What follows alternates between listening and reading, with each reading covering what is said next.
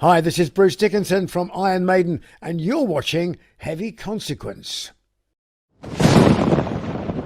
2022 marks the 40th anniversary of the Number of the Beast album, which was your first album with Maiden. What are your memories of recording and releasing that album? And did you ever imagine the massive impact it would have on heavy metal at the time of its release?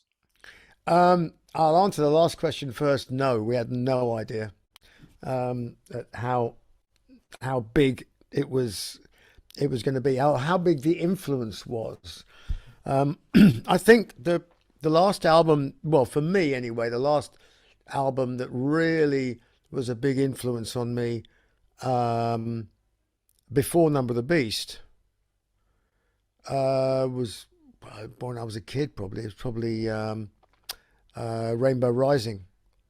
You know, when you got to hear Ronnie in full throat, and Blackmore playing his pants off, and Stargazer, and you're going, oh my God, nobody's done this in metal before. Wow, this is just incredible.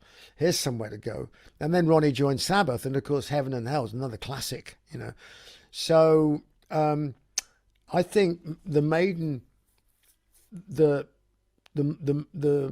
Number of the Beast album offered a kind of a bridge between the two worlds. And of course we were very young, and we played very fast, and we were very aggressive, and we were like, which those other, like, slightly older classic bands didn't have, because it wasn't who they were.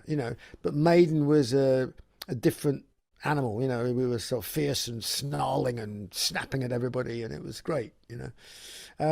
As to recording the album, I mean, we had unusually at the time, we had most of the songs, and we were rehearsing them.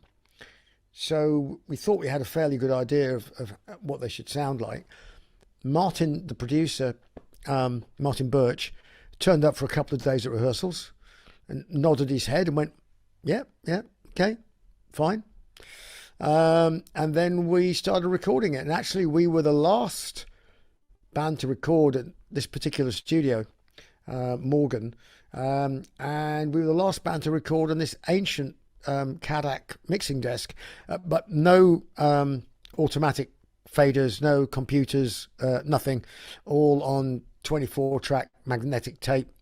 And so a mix was start at the beginning, and you better get everything right until the end of the track. Otherwise, you've got to go over and do the whole thing all over again.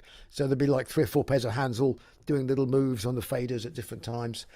I did most of my vocals in a dilapidated kitchen.